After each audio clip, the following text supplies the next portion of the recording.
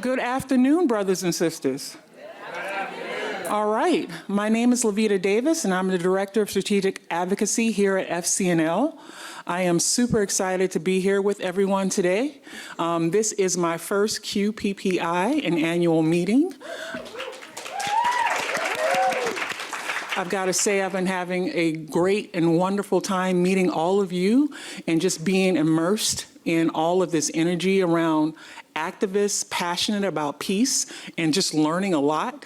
And I am really grateful to have this opportunity to facilitate this panel on ceasefire and just to hear from my colleagues more about the work, the incredible work that they're doing, and to talk about our actions and ways that you all can plug in these coming weeks. But before we get all of that started, I want to talk about our process observers, which is super important for the work that we do here at FCNL.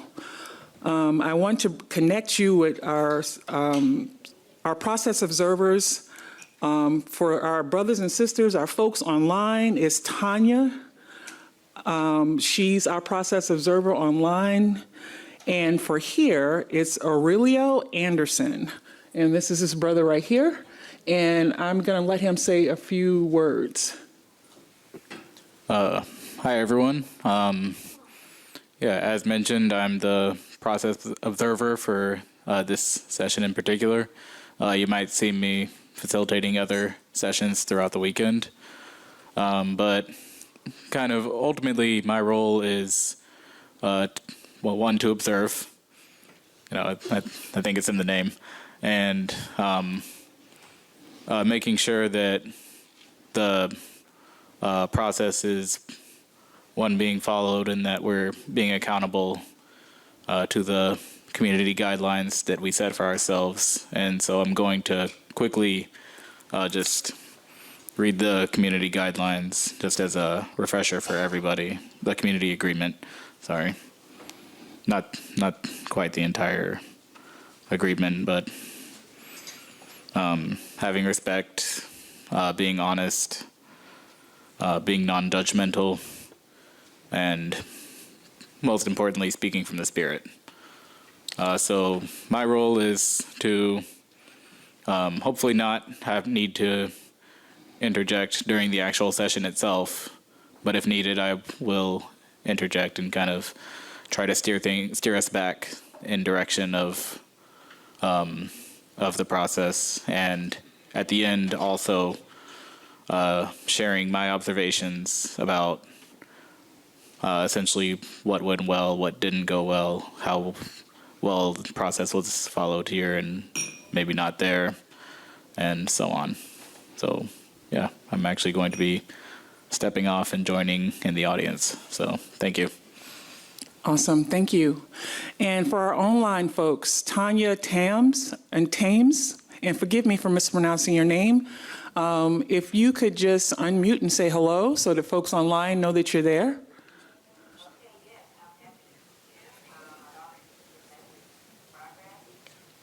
We just heard the engagement, how we're going to engage with one another, and I look forward to this session. Awesome, thank you so much. And let's get to it. Overview, we're going to be hearing from Hassan and Odeliya. Hassan is our Middle East Director of Middle East Policy. Incredible person doing amazing work here at FCNL. Odeliya is his PA, who is doing incredible work here at FCNL and has really jumped in and just taken off. We're going to be hearing their personal stories around what drives them to this work. And we're also going to get the latest policy update around what's happening in the Middle East. And then we're going to have Q&A. And then from there, we're going to talk about next steps around how you can plug in the next coming weeks around the work. So on that note, I'm going to turn it over to Hassan and Odeliya. Okay. Well, thank you so much, Levita. We're so grateful to have you here. I'm going to actually let Odeliya, maybe tell her story, which is absolutely incredible and inspiring. And I've been so grateful to work with you.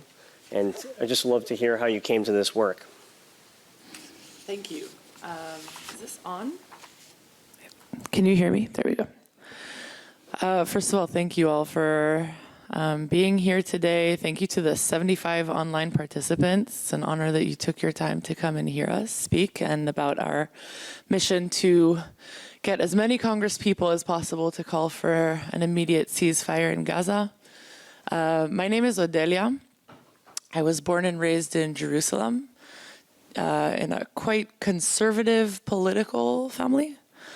And throughout the years, I've made a really big effort to try and meet people that were deemed my enemies from a very young age, which are Palestinians. I, throughout the years, started participating in different forms of activism and then joining into the professional NGO world of human rights organizations, focusing on addressing the gaps in society and access to basic human rights between our Palestinian neighbors and Israelis, whether they're in East Jerusalem, the West Bank, or Gaza, as well as within Israeli territory, so Arab Bedouins in the Negev Nakab region in the south. For the last 3 years, I worked on promoting recognition of unrecognized villages in the Nakab. Some of them predate the establishment of the State of Israel, while 35 do not have access to water, electricity, basic infrastructure, access to agricultural land, although that's their history and livelihood. And about a year ago, I had been a delegate in a Palestinian-Israeli cohort of people who came to advocate on the Hill through an organization called New Story Leadership. We received some guidance and help from Hassan, and I felt like he was doing such a good job that I just called him up and I asked him, how do I do what you're doing? This is really effective. I went back to Israel. He told me I should apply to be his PA, and I did. And within the last year, I actually started feeling this urge that it won't be safe anymore for human rights activists to live in Israel. The last few years, I've had this kind of halo of privilege around me, being a Jewish Israeli, for example, going to South Hebron Hills to an area called Masafariyata, where Palestinians, over 1,000, had been displaced in the last year. I can go and I can film soldiers' behaviors or settler behaviors acting violently towards Palestinians, and they won't attack me physically because I'm Jewish. That's actually how it has worked in the past. I can go to protests in the Nakab and stand beside my Bedouin brothers and sisters and hold signs, and armed police can shoot rubber bullets at the people standing right beside me, but they'll avoid me because I'm Jewish. I can go to a protest with Palestinians and have the opposite side, this extremist right-wing protesters across the street from us, will throw stones at everyone standing behind me, but will try and avoid me because I'm Jewish. And over the last year, it seemed to me that the umbrella of oppression is broadening, and I will be included in it eventually. I had been in the Israeli military. It's a mandatory service, and there I was a teacher sergeant. I taught a 60-hour course called Zionism. To me, it was basically teaching propaganda.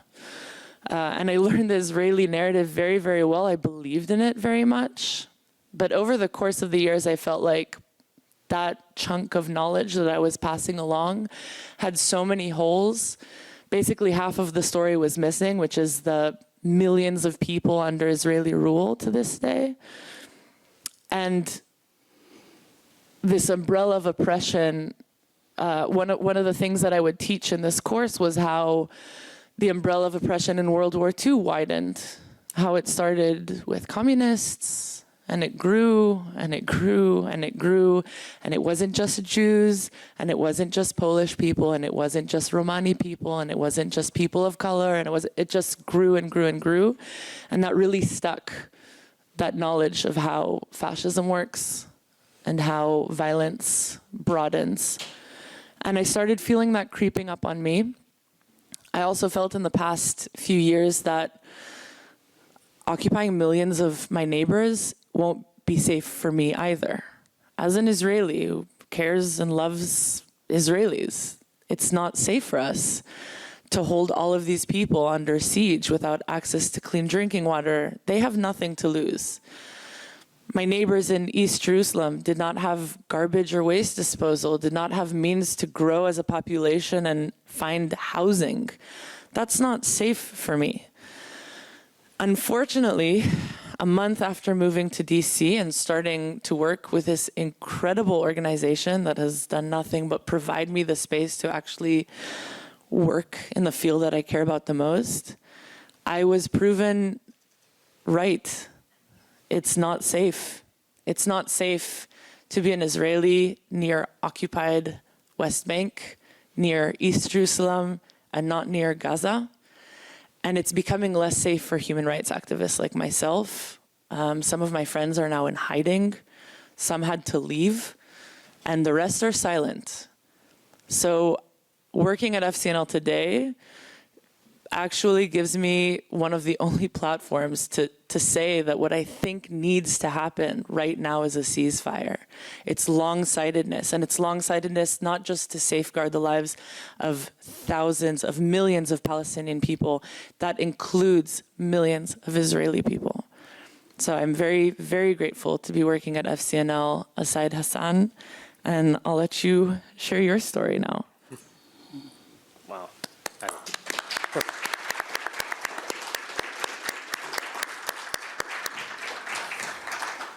I think we found a good one. I'm just saying. Yeah, so I think many people here know a bit about my story, but I can dive into it. I'm biracial. My mom is white, Catholic, Italian, Finnish, and my dad is Sunni Muslim. I do have some family in the West Bank. And so this conflict that we're seeing play out in Gaza and the West Bank really affects me emotionally and personally.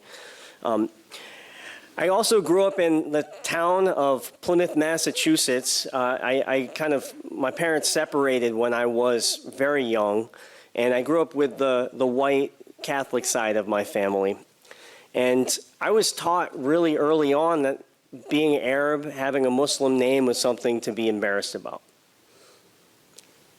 It was really hard, and I had a lot of, experiences. I don't want to get into all of them, but it was definitely hard to feel, like I was being racially bullied, all growing up. And again, it was something that I just wasn't proud of. I didn't know a lot about my culture, and then 9/11 happened. I was a freshman in my college dorm room. I was watching TV, and I saw one plane go into one tower. I saw another plane go into another tower, and things got even worse. I got to say, it was just horrific. My dad was in New York City when it happened. I was terrified for him, and I was just horrified by the way we reacted after that. I know many people here were really at the forefront of the anti-war movement at the time, trying to make sure that, we didn't respond in the way we did in Afghanistan, in Iraq, perpetuating the war on terror, which only created more and more violence. We deposed Saddam Hussein, we got ISIS. We got 1 million civilians dead and thousands of US soldiers dead. And for what? So I had kind of an awakening when I actually traveled to the Middle East. I was, I think, 26. I had gone when I was a child, but I went there as an adult. And this family that I had been cut off from welcomed me like I was their, cousin, brother, friend that they hadn't seen in decades. and they had missed me. And I didn't even realize it, but I missed them too. And it was just so profound, and all of a sudden I remember just briefly, my cousin Ahmed drives a tour bus, and I was just told my dad, I'm like, I love hummus and chickpeas and all that, but I'd love to get like a normal breakfast for one, I was there for a couple of weeks, and he said, okay, we'll go get Ahmed, fire up the tour bus. I thought we were just going to head down to Madaba to get something, and all of a sudden, like 40 of my relatives piled onto the bus with us. And then this is like 8 a.m., by the way. I was barely awake. And all of a sudden, they were singing. They had the microphone. They were going, Bella, Subu, Helga, Hawazi, Duha, Hel, just really rocking out. I didn't know what it meant. But it was apparently a Bedouin coffee song. And then they said, Hassan, you're a singer. By the way, music is the first love. When we end the wars, that's all I really want to do. And I was like, what do? I started singing Hit the Road Jack. I was like, hit the road, Jack. And they were like, oh, hit the road, Jack. They were rocking out with me. And it was so fun. And I was just like, man, this is incredible. These are beautiful, generous, like wonderful people that I had missed and didn't even know it. And so that really sent me on a journey to say, you know what? I need to be accountable to what my government is doing in the Middle East. And that put me on a journey. I was working at Chicago Peace Action, working at Just Foreign Policy, trying to end the war in Yemen. And I got a call from a dear friend, Diana Olbaum. She said, you should apply for this position we had at FCNL. And it really changed my life and gave me this incredible platform. Last year, another life-changing trip happened. I went to Israel and Palestine, and I spent 3 weeks there. The first week was in Israel, loved it. Second week was, traveling around, the West Bank and being in Jerusalem. The third week, though, I spent a week at the Ramallah Friends School. And that changed me. I went to class after class with my guitar and wrote tunes with the children. I said, I am not from this land, but I can talk to people that need to know your story. And so I asked class after class, 2nd, 4th, 6th, 8th, 10th graders, tell me what your lives are like. Tell me what's going on with your friends in Gaza. And one after the other, they just poured their hearts out and told me about horrific things that no child should ever have to experience. Checkpoints, dehumanization, home demolitions, settler violence. And that really changed my worldview. I came back with a passion. We have to end this blockade. We have to stop the annexation. We have to be accountable to these people that are being harmed by U.S. military aid. And unfortunately, people didn't listen to us when we were trying to say, let's address these root causes because this is unsustainable. And then October 7 happens. And our hearts are breaking. I know everybody here is just so distraught at what's happening. Both the horrific attacks perpetuated by Hamas and the violent Israeli response that has, all combined, contributed to well over 10,000 people being killed, civilians, hostages being held, people not having water, food, medicine. And I will just say, I'll just close on this, that, being here with all of you, knowing that we have a shared purpose to call for a ceasefire, call for restraint, try to bring folks back together. And we are doing that. We are making a huge difference with our activism and advocacy already. And we have to keep going. But last thing I will say is, I know a lot of people know me from my Yemen work. And just know that as we were doing that, where that started is a lot of us were trying to do a lot of work on Israel-Palestine, and there just was not the space for it. But we said, there is a blockade in Yemen. There's a blockade in Gaza.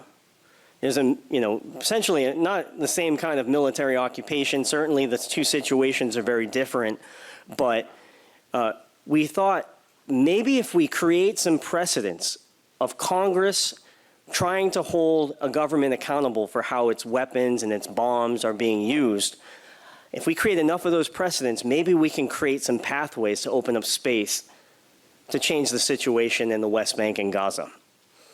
And we have a roadmap. Together, all of us, this FCNL network, we did incredible advocacy. And Saudi Arabia has not dropped a bomb in Yemen in almost 2 years.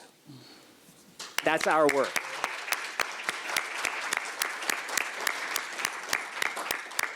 And we have a roadmap for how to do this by making Congress take action, by using our voices, lobbying, building our collective power, and using our voices, telling our stories about why we do this work. And we have an uphill battle here with Israel-Palestine, de-escalating the situation in Gaza, but I am just so inspired to be here with everybody. We have a roadmap, and we have to keep going. Awesome.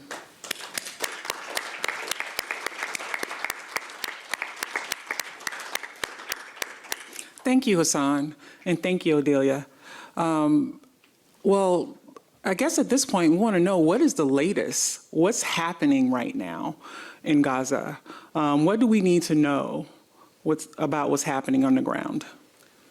What do we need to know? Yeah, so this is actually a really dark part of our work, is that we do these kind of briefings of numbers that are just horrific. And I want to say, before stating numbers that are horrific, that there are human lives behind these numbers. The Israeli death toll from October 7th is 1,200. Just today I read that one of the women who is being held hostages, over 200 hostages are being held. Her due date was today. She's pregnant. The hostages include women, children, and elderly. In Gaza, at least 11,000 Palestinians have been killed so far. This amounts to 1 in 200 Gazans who's been killed. Half of the dead are women and children as well. Over 1.6 million people have been internally displaced and are cramming into camps that cannot facilitate them. Some are living on the street, and it is starting to rain in Gaza as well. Hospitals, we've seen hospitals being completely shut down, or incursions, military incursions on hospitals. Already babies have died because their incubators cannot facilitate their lives anymore. They don't have access to fuel or electricity. And we're also starting to see growing cases of malnutrition and dehydration because Israel's blockade has continued to deny access to clean drinking water and food to 2.2 million people.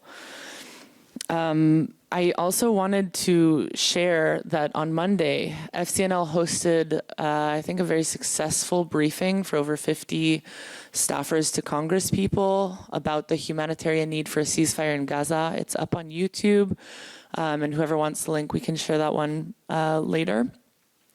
We hosted this briefing with representatives of different humanitarian orgs functioning in Gaza, including ANERA, Humanity and Inclusion, PCRF, which does work specifically around children, and Oxfam USA. So you can hear from people whose colleagues are on the ground about the struggles that they're facing getting humanitarian aid into Gaza.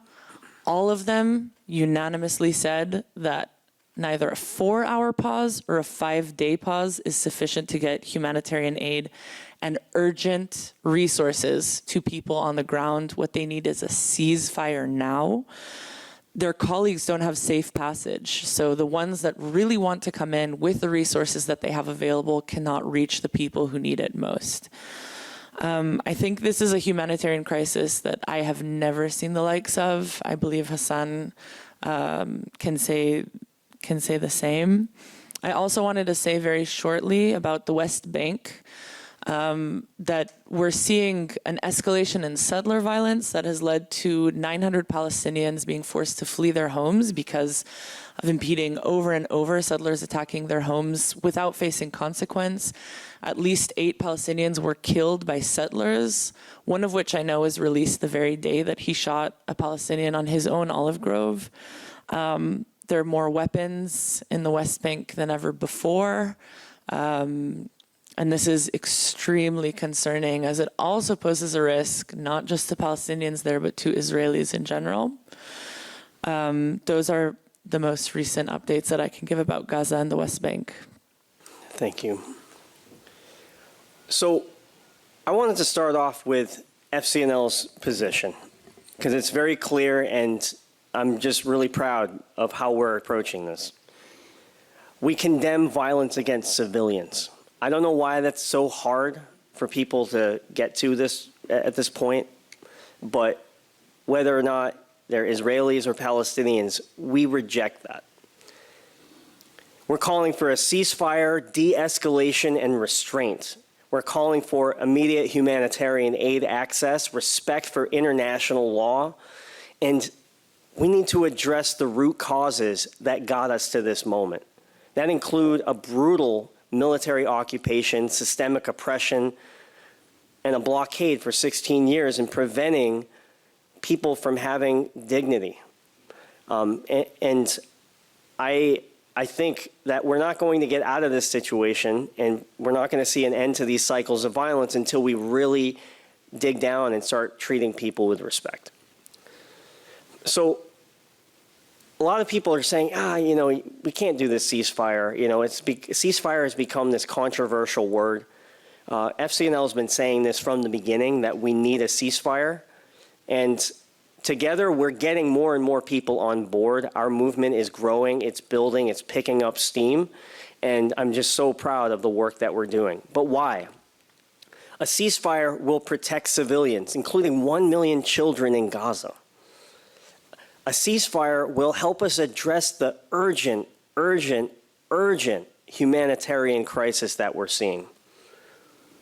A ceasefire is the only way we're going to bring these hostages home. The Israeli bombings have killed hostages. We know that. And if they keep going, more hostages will lose their lives. So we need a ceasefire. A ceasefire is needed to de-escalate the Middle East, which is a tinderbox right now. There have been dozens of people killed at the Israeli-Lebanon border. There have been escalations in Syria, in Iraq. There have been drone attacks from Yemen. And there have been real risks that Iran could get into the fight. We've seen dozens and dozens of U.S. service members get traumatic brain injuries from drone attacks in Iraq already. So this is horrific.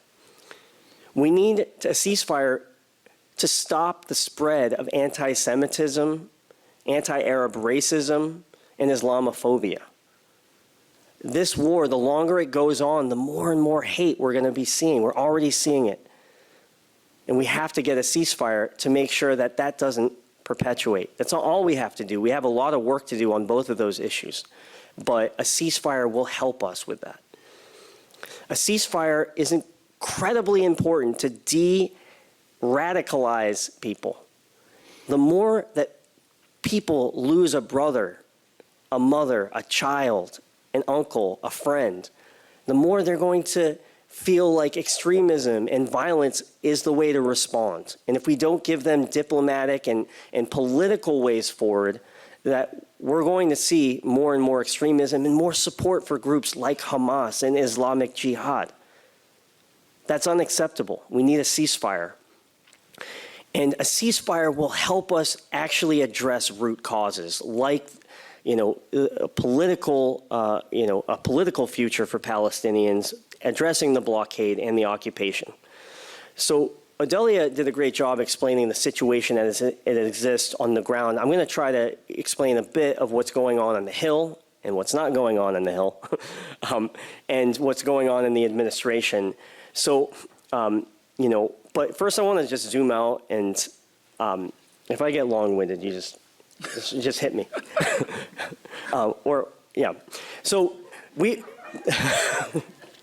So in 2021, we saw a pretty massive flare-up. I don't know if folks remember that, right?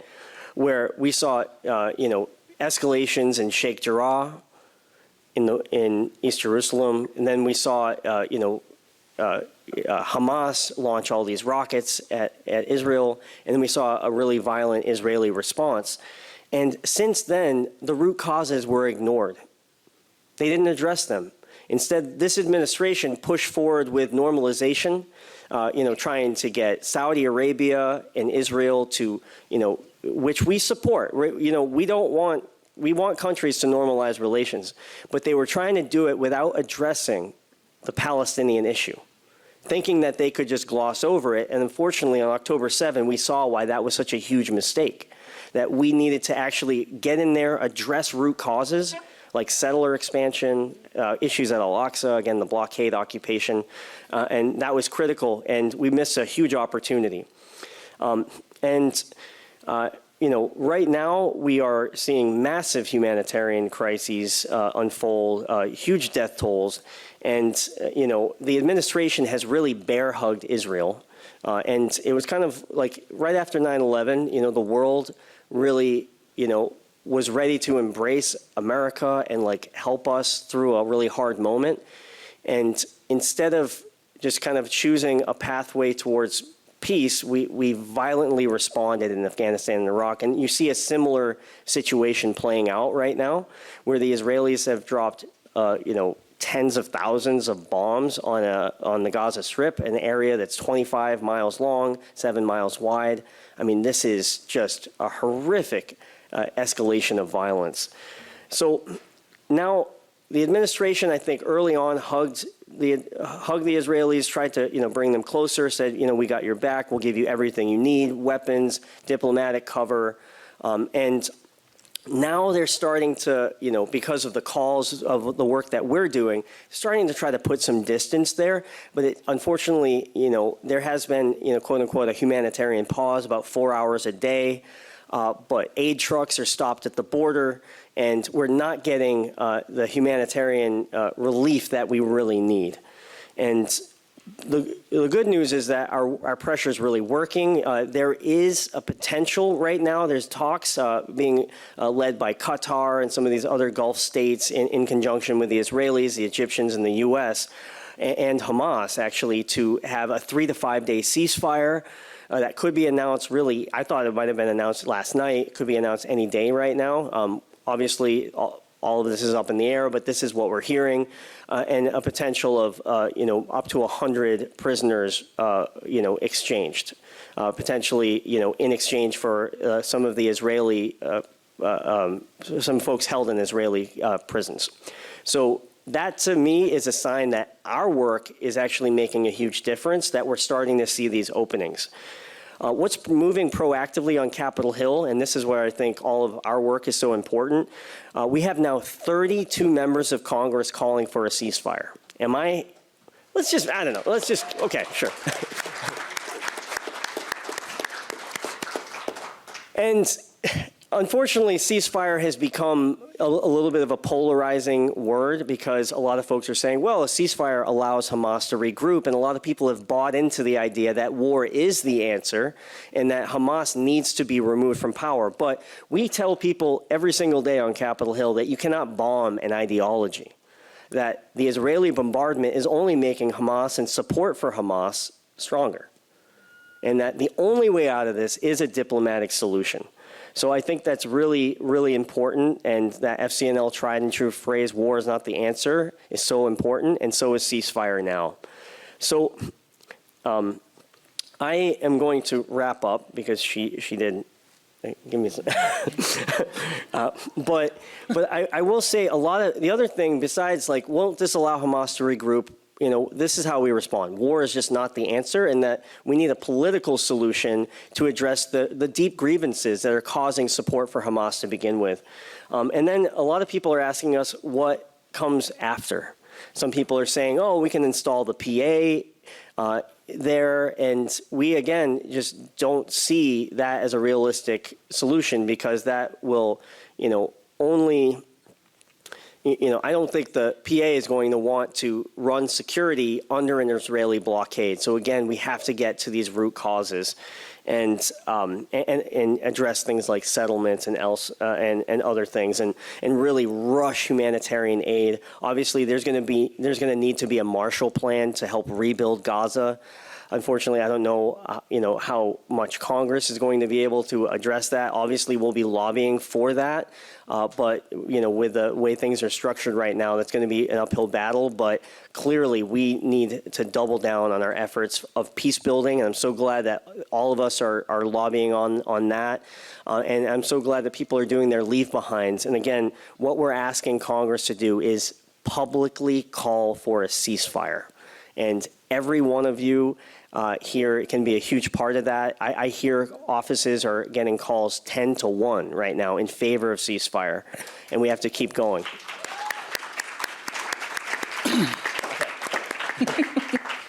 Awesome. Want to now get some time to get questions. Do we have mic runners in the room? All right.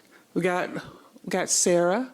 For those of you online, if you all could put your questions in the chat. I know there's been several questions already put in the chat, which is great. And we're going to start with those questions as we get the mic runners going. I'm going to take a couple questions in the chat first, and then I'm going to get some questions here. Let's get going on this. And I'm pulling it. And I want to thank Jessica, who's grabbing those questions in the chat. A first question from Charlie. What organization or organizations are best positioned to deliver food and medical help to Gaza? Who can an individual donate to at this point? So the largest aid operation happening in Gaza right now is UNRWA, the UN Relief and Works Agency, and they have over 10,000 employees. They are the best positioned. They have relations with the Israelis, the Egyptians, and the United States. And so anything we can do to support them, UNRWA USA, I did a little fundraiser concert a couple weekends ago, and we raised like $1,000 for them. So would urge that everybody support UNRWA USA and UNRWA's work. Oxfam is doing great work. Doctors Without Borders is doing incredible work. ANIRA, Humanity and Inclusion, but I think UNRWA is doing the bulk of the aid delivery, and as much as they can with this, really these very tough restrictions. And FCNL is doing incredible work advocating for that funding, and you can always support Hassan and Odeliya's work here as well. Awesome. Yeah, I guess FCNL is also pretty good to support too. Thanks, Stephen. All right. And this is a request. Please post the YouTube link to the briefing to congressional staffers that was just mentioned. So we should post that in the chat. And for folks in the room, any questions in the room, if you want to raise your hand. All right, we got a question over here.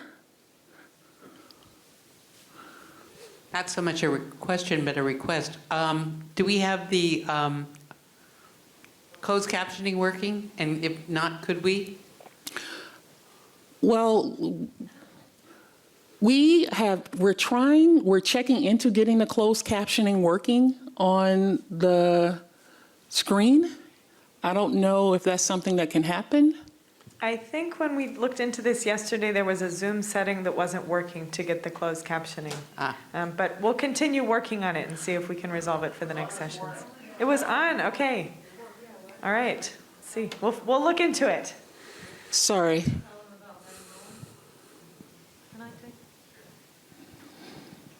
The Maryland group met with Senator Van Hollen's office today. We were told very clearly that the claim for ceasefire was being receiving a lot of pushback, mostly from Israeli supporters, I guess. The request for us to follow up with them was to provide them with a list of guardrails, was the word she used, to outline strategies for a cessation of hostilities that would avoid that apparently flash word of ceasefire, but to give concrete things. You've just outlined a whole list of things that we feel are part of those, what I would think of as guardrails and measurements. She wanted measurements for how how senators could respond to the need for funds, but where would they go and who would do things. And I think all of the things you've said in the last half hour seem to be part of what our response to that request would be. And Van Holland has been one that has early on signed on for ceasefire, for cessation of hostilities, and has really, really worked the Foreign Relations Committee that he heads to he's not the head of it, maybe I've got that piece wrong. Anyway, you get my point. Yeah. This is the dialogue we had an hour and a half ago in their office. So I think you're absolutely on the right track, and we need to somehow print up some stuff and get it to them. You want to? Yeah, I just wanted to say one short thing about the Israeli pushback to a ceasefire. You're not going to hear the Israelis calling for a ceasefire these days, unfortunately, because it's actually dangerous. To me, it's a bit strange that it's considered radical to call for ceasing fire. But also several families of hostages that I'm in touch with and that I've seen documented calling for a ceasefire. This is a hard thing to imagine, but these families have also been attacked. There are families that are saying this is the only way we can get our family member out. While there are, really violent voices saying it's all or nothing, like 240 or none at all. But for those 50 hostages that were offered to be released for their families, a ceasefire is what it would have taken. And the Israeli government denied that opportunity. So I think there are Israeli voices calling for a ceasefire, especially the ones who are still the most affected. Actually, yesterday, a colleague of mine, Vivian Silver, she's one of the founders of B'Tselem and Ajik Nisped, two human rights organizations I worked with. She was confirmed dead yesterday. She was from one of the kibbutzim on the outskirts of Gaza. Her family is saying she wouldn't want this to continue in her name. Another friend of mine, Yotam Kipnis, both of his parents were killed in Be'eri. They were peace activists. And he said, my family wouldn't want this to continue in their name. And these families are being attacked for shedding that voice in pain and grief and agony. So that's something I'm trying to also say to different Congress people is there are voices calling for a ceasefire. You're not going to hear them. They're being silenced. And some of these are the voices most affected right now. And I wanted to add to that, if that's all right. So the potential on-ramp for a ceasefire, which has happened many, many times. We got a ceasefire in 2021, in 2014. So we've been here before, unfortunately, and we've gotten a ceasefire each time. There will be a, who's this on? Okay. There will be a ceasefire. The question is when and how many people will we lose before that? So this is realistically, real talk. I think the real ceasefire negotiation runs through a time-limited cessation of hostilities that gets some of the hostages out, and then a broader deal that gets out, potentially the soldiers as well, but that's going to require a bigger prisoner exchange.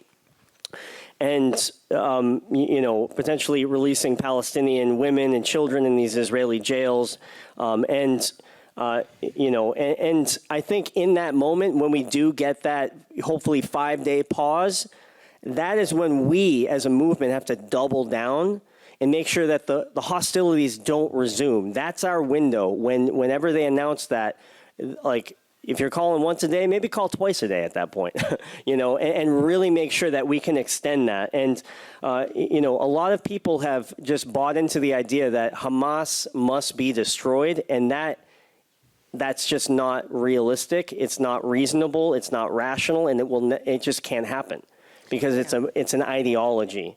And so that's the thing. People are adopting the wrong frame. And, and also just last thing is Israel keeps moving the goalposts and, talking about maybe a permanent occupation of northern Gaza and hasn't really offered a clear plan. And so that's why it's critical that we use a ceasefire as an off-ramp to then really come together as a global community and figure out how do we move forward. Yeah, and I want to just amplify what Tracy was trying to say. That what we heard from Francesca in Van Hollen's office is that go beyond the word ceasefire and say, okay, what are the specific concrete assurances that you can give us that U.S. tax dollars are not being spent to kill civilians and to kill children? You know, what exact measures are we talking about? So I hope that's clear. Yeah. Okay. Are there any other questions? All right, we got a question right there, right behind you, Stephen. I have a naive question. When I think about a ceasefire here, I really don't know who the players are. I know there's conflation with the Palestinians and Hamas. I know that Israel has gone off the rails. And I know that the U.S. has lost a lot of its moral authority for doing exactly the same things that we are trying to condemn. Who negotiates this, and with whom are we negotiating?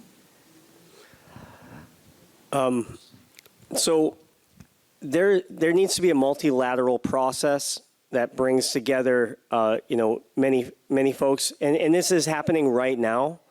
So the players know who to talk to. A lot of this has to go through the Qataris, who have a connection with Hamas, and actually a lot of Hamas's leadership is in Qatar.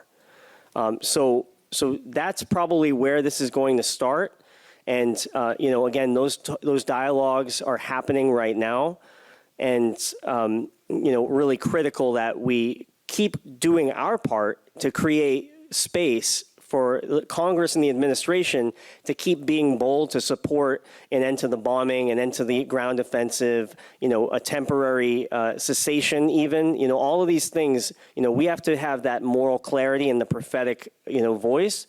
And they know how to do this. They've done this many times before. So you don't have to be, a PhD in Israel-Palestine conflict to know that we need to end this horrific bombing. So I would just, urge that people not be intimidated and just really just keep saying we need a ceasefire. Like, that's just such a clear and moral ask right now to safeguard civilians for all the reasons that we talked about. Let's take a couple of questions in the chat. I got Ann. Is FCNL actively opposing Netanyahu's continuing support of settlements? Yes. It's safe to say. From Delmar, is there a list of members of Congress calling for the ceasefire so we know which ones to ask and which ones to thank?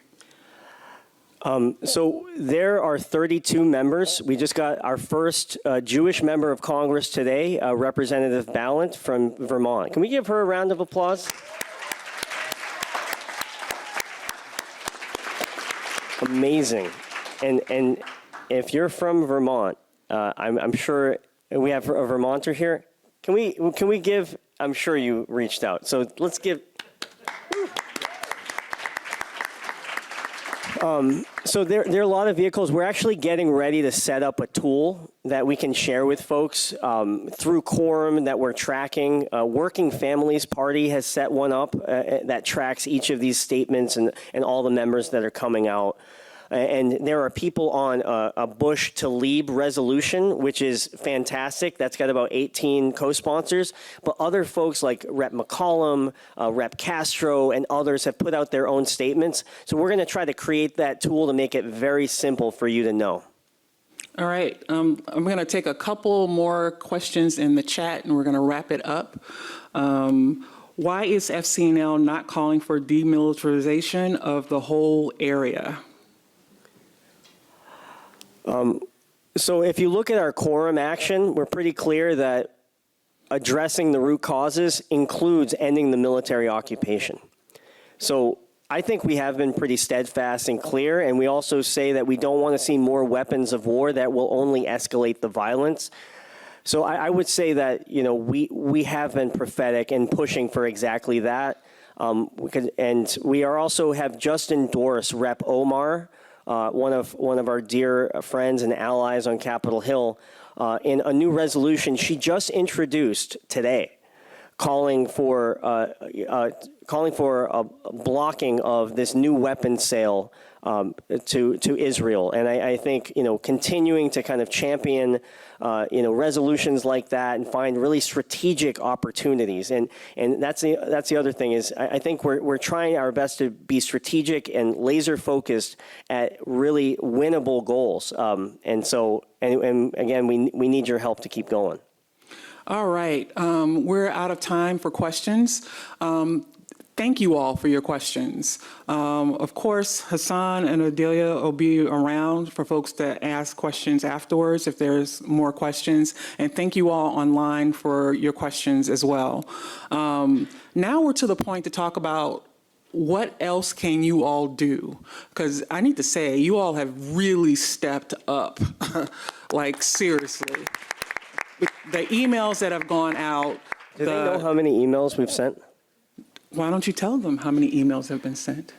We've sent over 250,000 emails as a network. And I think before long we're gonna hit at least 500,000 or more. So let's keep going. Yeah, you all have really, really stepped up. So we have to talk about what can we do. We're specifically looking at the month of December, these next couple of weeks of really focusing and honing in. If we can pull up that website, calling for Ceasefire Advocacy Toolkit. The link, hello?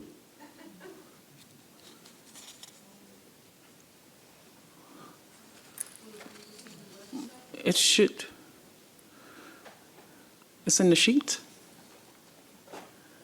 Maybe it was shared in the chat. We're waiting on the link. Oh, it was in the sheet. Okay. Let's put it in the chat. Hold on. Hold on one sec. I think I see it. You got it? Mm-hmm. Is it in the chat? Yeah, Sarah Avery. Our rock star. Yes, Sarah. Bless your heart. She rocks. It's in the chat, but on the calling for the Ceasefire Advocacy Toolkit, we're really focusing on folks doing in-district meetings with their members of Congress. We really want to hit it hard, get that ceasefire ask in front of our members of Congress in district in December. Get in front of your member of Congress. And the website should be able to support you on that and have the leave behind materials and, of course, the forum to let us know that it's happened and we're here to support you. So particularly our advocacy teams. How many folks in the room are part of advocacy teams? Yes. All right. All right. We're going to be hitting it hard in December. We want to really get in front of our members of Congress. How many folks are part of Advocacy Corps?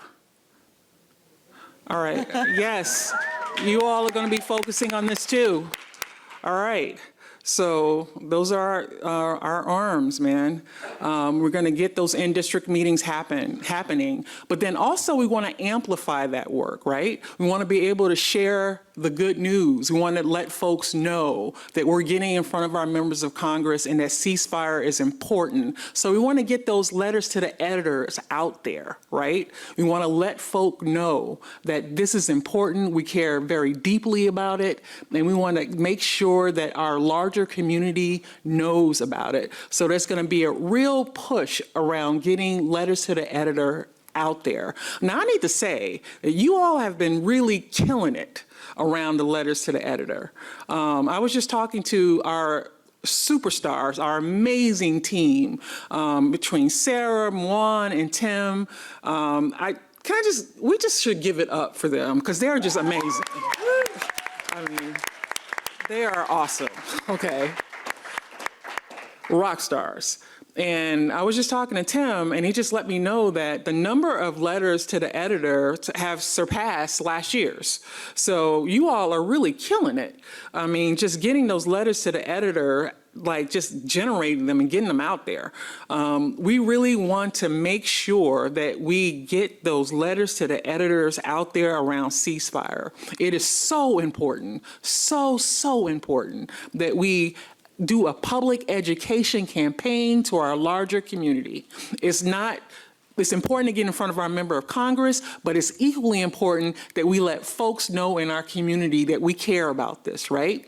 So we need to help politicize our neighbors, our families, so that they know that this is an important issue that they need to be caring about, that they need to get in front of the member of Congress, that they need to be stepping up and speaking up about this, and that it's not just us. Okay, so we want to do what? We want to get in front of our members of Congress.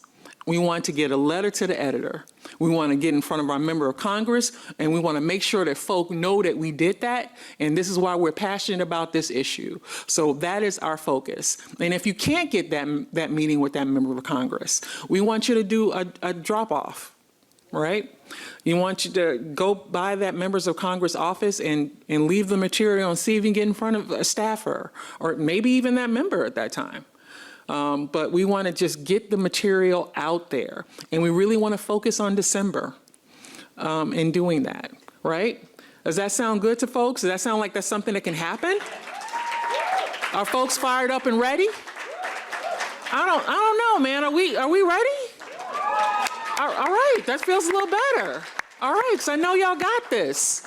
I know you got this, and this can happen. And of course, we're here at FCNL to help you along the way with any support that you need. Please do not hesitate to reach out. We know that we stand on strong shoulders. You all are incredible. FCNL is incredible. The activists are incredible. The peace work is so important, and we want to continue that legacy, right? So on that note, I want to invite our process observer to come back up and tell us how we have done. Uh-oh. Moment of truth. Fingers crossed.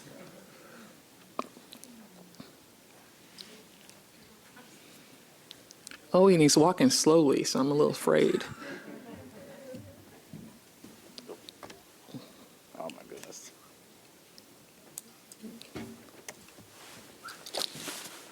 It's difficult wearing a mask with glasses. Anyways, so some of the things I noticed. Overall, I think it was a good session. I think I might have missed it, but I think just kind of waiting to be called on to speak, even if a microphone comes in your hand, just waiting for acknowledgement from the panel is important. Along those lines, you know, time is always something that's on such a crunch at these conferences. So because of that, there's not always a lot of time allotted for questions, and making sure that you have a question, if that makes sense. You know, asking yourself, is this question productive to what we're doing here at the conference and what we're doing here in this session?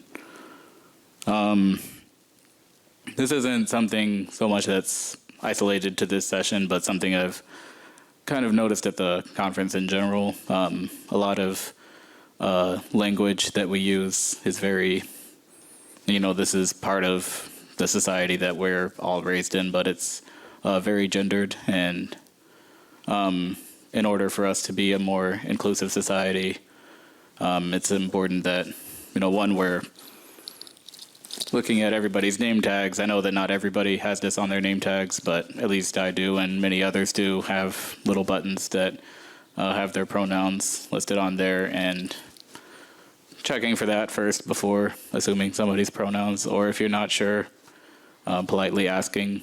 So just, you know, not assuming people's pronouns and trying to refrain from gendered language. But That's all. Thank you. Awesome, thank you.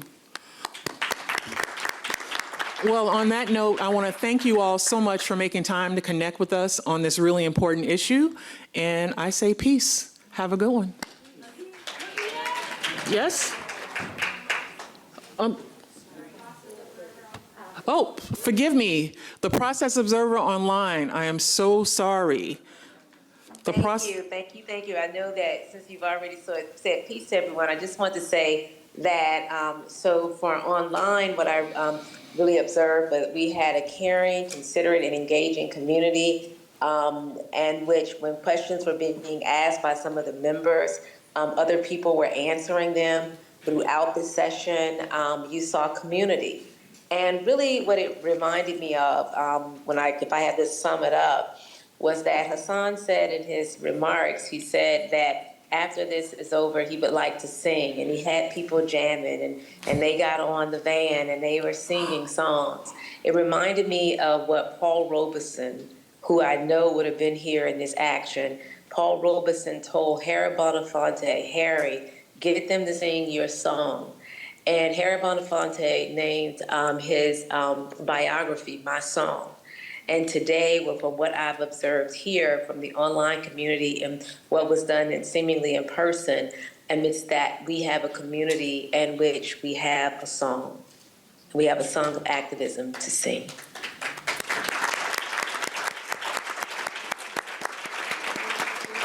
And that concludes my remarks. I love that. That was lovely. Well, now officially, peace. All right.